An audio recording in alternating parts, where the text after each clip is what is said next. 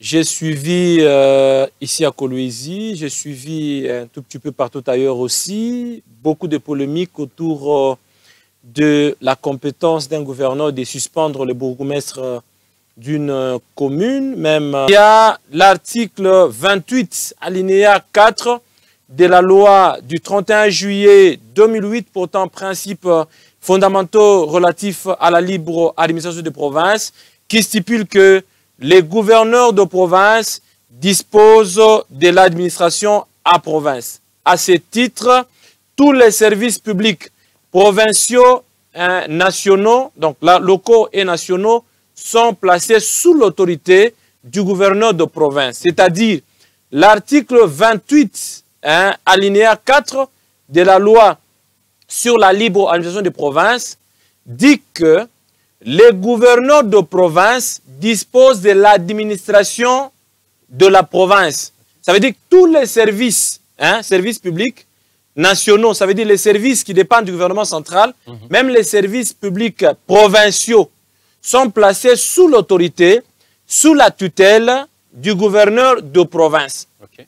Alors, s'il faut que nous allions encore plus loin, M. Cléophas Ngongo, nous allons évoquer l'article 95 de la loi du 7 octobre 2008 portant organisation et fonctionnement des entités territoriales décentralisées. Cette loi, cet article dit que les gouverneurs de province exercent dans les conditions prescrites par la loi la tutelle sur les actes des entités territoriales décentralisées. Ça veut dire que le gouverneur de province a le pouvoir de contrôler les actes posés par les entités territoriales décentralisées. Là, c'est l'article 95 de la loi du 7 octobre 2008 portant organisation et fonctionnement des entités territoriales décentralisées. Maintenant, pour les cas sous examen dans la province du Lualaba, est-ce que la gouverneure Fimassouka Saini a compétence de suspendre le bourgmestre de la commune rurale de Fungurume? C'est la question que beaucoup de gens se posent. Et nous disons que la gouverneure Fimassouka Saini a la compétence de suspendre le bourgmestre de la commune de Fungurume. Pourquoi? Parce que nous avons évoqué l'article 28, alinéa 4 de la loi du 31 juillet 2008 portant principes fondamentaux relatifs à la libre administration des provinces qui dit que tous les services publics nationaux et provinciaux sont placés sous l'autorité de gouverneurs de province qui disposent bien entendu de l'administration publique en province.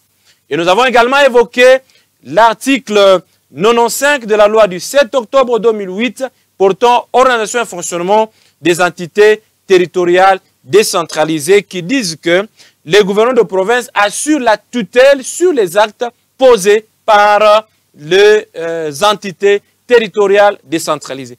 Mais non, je ne sais pas. Quand les gens font des analyses par rapport à cette question qui concerne la suspension du bourgmestre de Fungurume par la gouverneure Fimassouka Saini, mais il s'appuie sur quelle disposition? Nous venons de sortir les dispositions qui donnent compétence à la gouverneure de suspendre le bourgmestre quand il s'agit de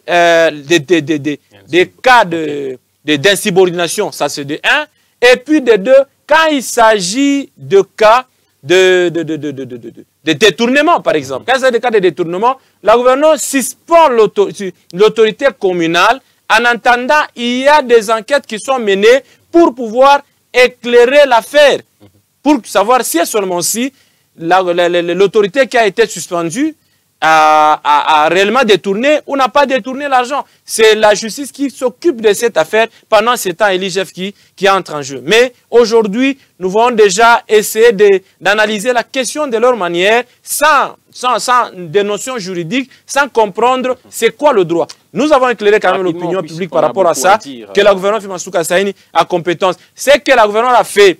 C'est dans le respect de la Constitution, c'est dans le respect de la loi congolaise qu'elle a suspendu le bourgmestre de la commune rurale de Fungurume.